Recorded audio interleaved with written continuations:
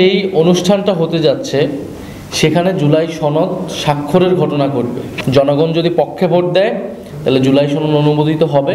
দাবি ছিল এটার একটা আইনি ভিত্তি থাকবে, সেটা হয়নি। টেক্সট নিয়ে কিন্তু এক ধরনের প্রতারণা করা হয়েছে। গণ অভ্যুত্থান পরবর্তী সংস্কারের দাবিটা কিন্তু এসেছে সেই জায়গা থেকে। ফলে আমরা যারা গণ অভ্যুত্থানে অংশগ্রহণ করেছিলাম এবং পরবর্তী সময়ে জাতীয় নাগরিক কমিটি, বৈষম্যবিরোধী ছাত্র আন্দোলন এবং জাতীয় নাগরিক পার্টি পুরো প্রক্রিয়ার সাথে সবসময় ওতপ্রোতভাবে জড়িত ছিলাম। সর্বশেষ জুলাই সনদ প্রণয়নের কথা যখন আসলো, আমরা বলেছিলাম যে এটার একটা আইনি ভিত্তি দিতে হবে।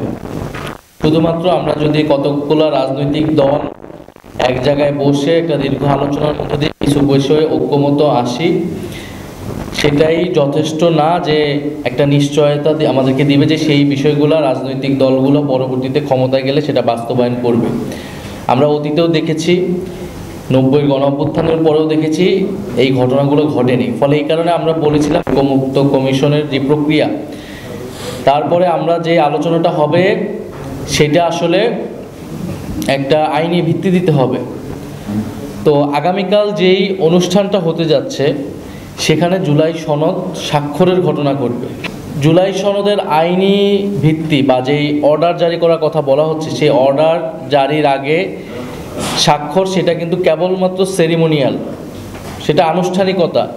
জুলাই সনদ প্রণীত অলরেডি হয়ে গিয়েছে, সবাই একটা জায়গায় ঐক্যমত এসেছে যে আমরা কী কী পরিবর্তন চাই। সেখানে কিছু কিছু দলের কিছু কিছু বিষয়ে নোট অফ ডিসেন্ট আছে, তাদের ভিন্ন মত থাকতেই পারে। এবং আমাদেরও সেখানে একটা দাবি ছিল যে নোট অফ ডিসেন্ট থাকলেও ডকুমেন্টেশনের জন্য কিন্তু গণভোটে পুরো সামগ্রিক বিষয়টাই যাবে।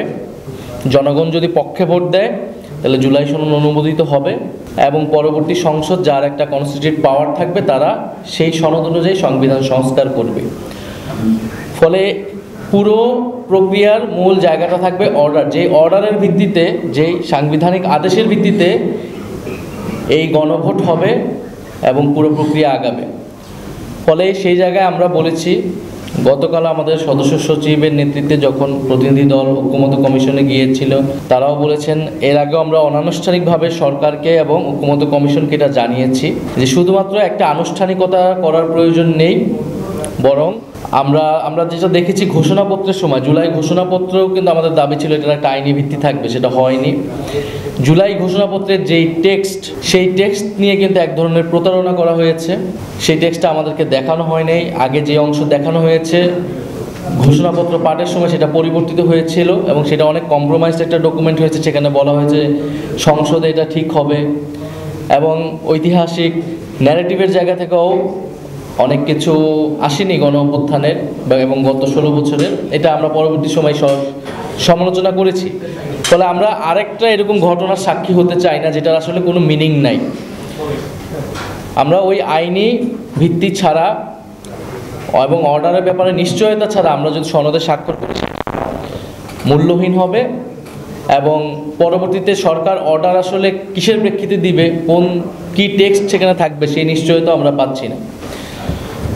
ফলে আমাদের সদস্য সচিব যেমনটা বললেন যে আমরা সেই বিষয়টা নিশ্চিত না হওয়া পর্যন্ত আমরা জুলাই সনদে স্বাক্ষরের যেই অনুষ্ঠান বা যেই আয়োজনটা চলতেছে সেখানে আমরা নিজেরা অংশীদার হব না।